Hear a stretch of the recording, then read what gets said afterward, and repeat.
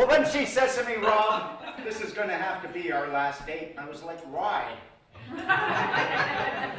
She said, well, Rob, partially because your car's too small, partially because you're just too darn corny. And I've got to admit, I probably yams. But I gave her my number anyways, just in case she ever wanted to call a Robbie.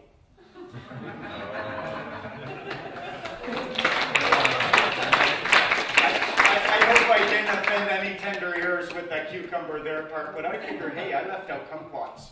I was going to nail myself. I got a heckler in such a small place. Who is speaking up at me like that? I said I was going to kill myself. Those puns were so lovely. I know, weren't they? If you like cheese, I got a new one. I just wrote this one the other day. Actually, I didn't write it. It's a true story.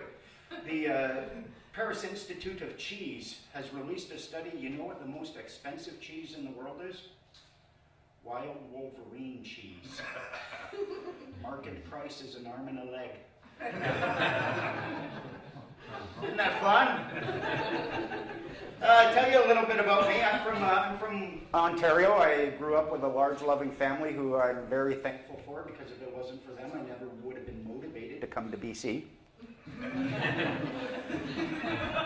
I have 6 sisters, no brothers. I'm now neurotic about toilet seats and hand-me-downs. Let's see, what else can I tell you? I believe in Jesus. I follow his teachings, but I think he had a little bit of a Messiah complex. I just trying that one out too, eh? I gotta try them sometimes, folks. Let's see, what else can I tell you? I got hemorrhoids. A little too personal. Hemorrhoids are a lot like belly buttons, eh? Because they come in 2 varieties, innies and outies. I have the outies. I'm pretty happy about that because they're a lot easier to scratch in a crowded elevator. I went to a doctor for my problem, and this was weird. I found a doctor who specialized in such things, and I could not imagine going through university and then med school for that purpose, to specialize in that. But I went to see this guy, a proctologist. It was strange. He only had 1 arm. And when you know it, he did a half-assed job. That'd be kind of strange, eh? Go to imagine you go to a support group for amputees. Yeah, stand up, tell us your name, your occupation, how you lost your arm. You first. Yeah, I'm Hank. I'm a fireman. Burning beam fell on my arm. I lost my arm, but I saved that baby. Good for you, Hank. Next. Yeah, I'm Charles. I'm a farmer. A combine accident took my arm. I lost my arm, but I saved that calf. Good for you, Charles. Next. Yeah, I'm Herbert. I'm a proctologist. Stop right there, Herbert. But I saved the Rolex. Yeah, I think we're living in very weird times, folks. Very, very weird, very interesting times. Who here fundamentally feels that the government is a little bit out of control? That our country is headed in the wrong direction? Who here trusts the politicians and the cops and the lawyers? No one? Come on, where's all the hands now? What I have found when I did my studying, I ended up sitting down, what I realized is we go through our entire lives, and a lot of us, we want to be proper Canadians. We want a good country. But what happens if pirates, end up hijacking our ship? And that's what it seems like to me. It looks to me like our servants have tricked us into wearing the aprons for them. And the way they've done this, what I found, who here has a social insurance number? Who here has a driver's license? Did you read the Motor Vehicle Act before you got your license, after, or have you never even read it? No, never. Now, if I were to tell you that it's actually completely lawful for you to get in a privately owned automobile, an unregistered automobile, get on the road, travel from point A to point B without a permit, without a license, without insurance, this would be kind of strange to you, wouldn't it? You would automatically, people start automatically feeling fear. Oh, if that's the case, what happens if I get in an accident? What happens if we have incompetent people on the road? But I don't think it's about competency. I think it's about control.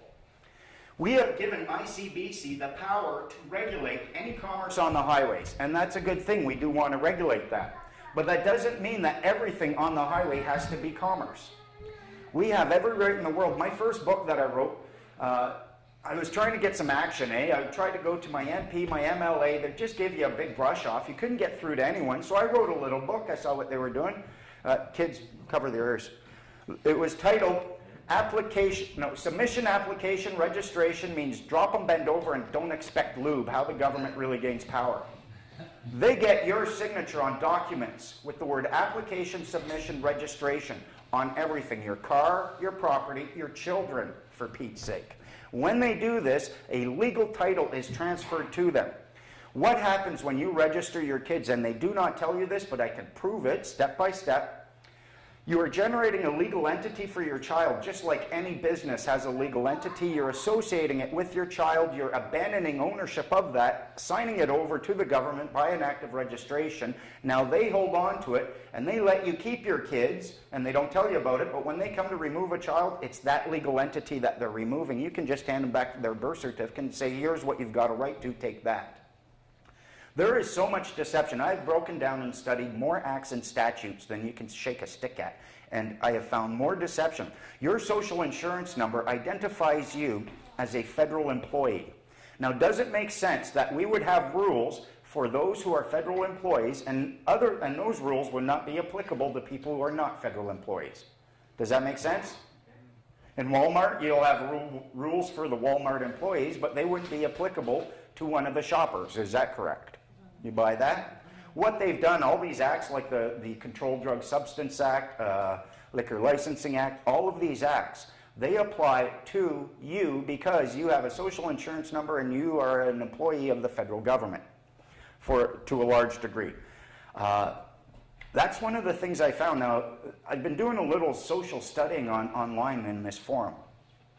A lot of people hate this. They think that I'm anti-government. We're actually just pro-good government.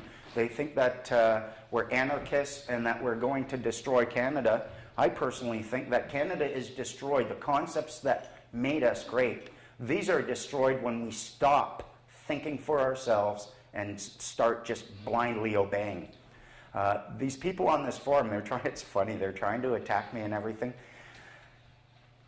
What I have found, there are people out there who don't want the truth to come out. They won't accept it, they're scared of it. And if you try to establish what the truth is, what's the standard process? It's called discussion. You use logic, reason, rational debate. You share your perspective, they share theirs, you find the common ground, you shift a little bit until you get to a place where you can create consensus of some sort. What I found is that people will respond. You bring a logical argument, they merely try to slap it down with an illogical argument until they frustrate you, and then they think that they're frustrating you means that they've won the argument. I have this one lady, her response online was to take my name, make a list of anagrams out of that, and post that as her legal argument against why my perspective position should be rejected, because I'm a cult leader.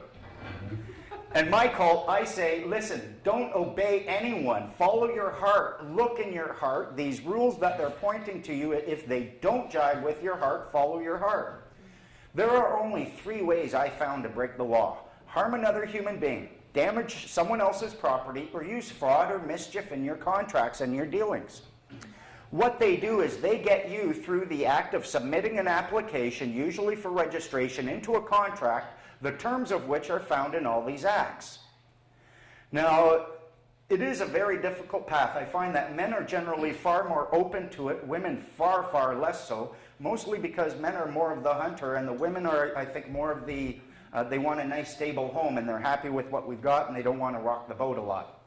But I've also found that there are a lot of, especially women past a certain age, where they can remember what it was like, where we were actually trusted to be responsible, where we could actually be, form our own decisions, decide what course of action we want to take, follow that because that is what our heart tells us to do, and not demand that we obey and pay. And I've got some of these people, their arguments, you should be happy you live in a country where you can criticize the government. I am. Well, then don't do it. They want me to move to North Korea, for Christ's sake, because I question the government and read the words that they look at and blindly follow and obey. I thought it was ludicrous. And I've been in court a number of times. I'm a fairly rational, logical, reasonable guy. I can be very pokey. I can definitely be a pest. I've got a puckish, mischievous side. I once took an empty jar of mayonnaise